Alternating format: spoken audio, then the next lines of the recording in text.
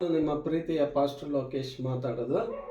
ಈ ದಿನ ದೇವರ ವಾಕ್ಯ 149 ಕೀರ್ತನೆ 6ನೇ ವಾಕ್ಯದಲ್ಲಿ, ಅವರ ಬಾಯಲ್ಲಿ ಯೆಹೋವನ ಸ್ತೋತ್ರವು, ಕೈಯಲ್ಲಿ ಇಂಪಾಯಿ ಕತ್ತಿಯೂ ಇರಲಿ.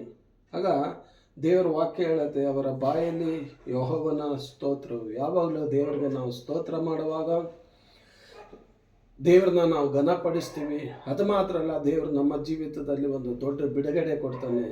ಅಪೊಸ್ತಲ ಪುಸ್ತಕದಲ್ಲಿ ನಾವು ನೋಡ್ತೀವಿ, 16ನೇ ಅಧ್ಯಾಯದಲ್ಲಿ ಪೌಲು ಶೀಲ ಸೆರೆಮನೆಯಲ್ಲಿ ಮಧ್ಯರಾತ್ರಿಯಲ್ಲಿ ಅವರು ಹಾಡನ್ನು ಹಾಡುತ್ತಾ, ಸ್ತುತಿ ಪದಗಳನ್ನು ಹಾಡುತ್ತಾ ಇರುವಂಥ ಸಂದರ್ಭದಲ್ಲಿ ಅಸ್ಥಿಭಾರಗಳು ಕದಲಿತು, ಸೆರೆಮನೆ ಬಾಗಿಲುಗಳು ತೆರೆಯಲ್ಪಡ್ತು.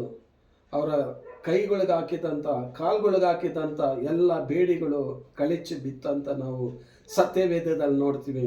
ಅದೇ ರೀತಿಯಲ್ಲಿ ನೀವು ದೇವರಿಗೆ ಸ್ತೋತ್ರವನ್ನು ಮಾಡುವಾಗ ನಮ್ಮ ಜೀವಿತದಲ್ಲಿರೋ ಎಲ್ಲ ಬಂಧನಗಳು ಕರ್ತನು ಬಿಡುಗಡೆ ಮಾಡಿ ಮುರಿದಾಕನಾಗಿರ್ತಾನೆ. ಆಮೇನ್.